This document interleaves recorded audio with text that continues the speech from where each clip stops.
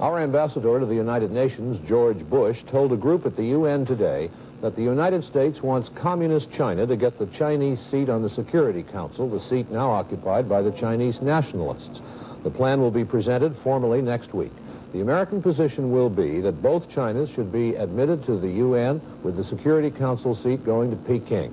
Both Chinas have said this is unacceptable, and the Chinese ambassador to Washington said it again today to the Secretary of State. Minister Chow Shu-kai already knew about the American resolutions being discussed in New York when he came to see Secretary of State Rogers. So their 1 hour, 20-minute meeting was basically a hand-holding session, as one U.S. official described it, with Rogers reassuring Chow the United States will do all it can to prevent Taiwan from being expelled from the UN altogether. Afterward, however, Chow would not concede that his country has given up on the Security Council seat. Has your government reconciled itself to the fact that if mainland China is admitted, that you will have to give up the permanent seat on the Security Council? Well, I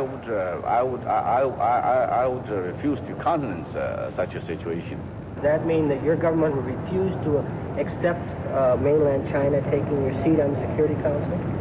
Well, in principle, naturally, it's according to the Charter, it is explicitly stated that the Republic of China is one of the 5 permanent members of the Security Council. Well, how would this work itself out practically? You say in principle you object to it, but let's assume that it came to pass.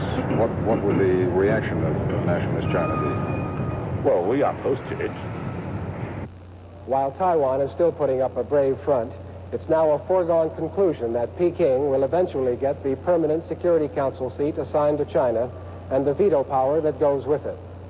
There's growing doubt, in fact, that Taiwan's presence in the UN can be preserved at all. Richard Valeriani, NBC News at the State Department.